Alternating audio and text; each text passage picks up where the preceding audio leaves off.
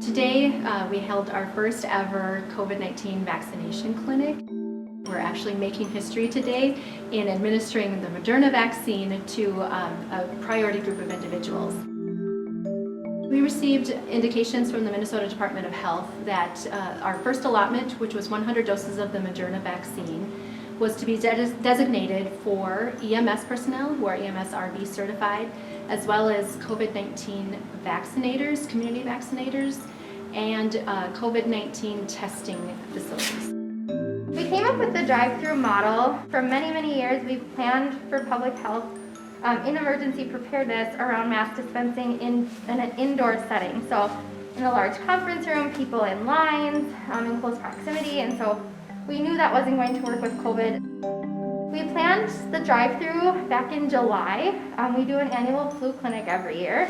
And so we actually used our flu clinic in the fall to do a test run of what it would look like to dispense COVID vaccine. Most of the registration happened prior to coming to the clinic today. All of the screening happened prior to the clinic. So really we were able to keep that time that they were in the clinic down to a bare minimum. So we did realize today that we were able to vaccinate right around one person a minute.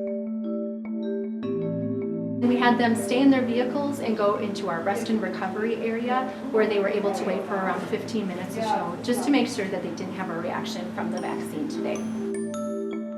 We have snow and cold weather for about 6 months out of the year up here.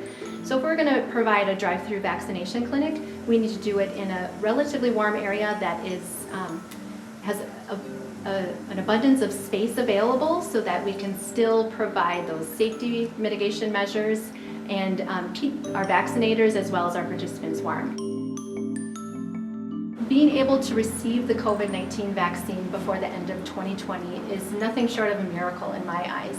I mean, really to go from square one to just being introduced to this pandemic at the beginning of this year to already receiving and being able to administer a vaccine is unprecedented. I'm looking forward to continuing these operations in this drive-through clinic style in the future as we receive more doses of vaccine and we can provide these vaccines to our public.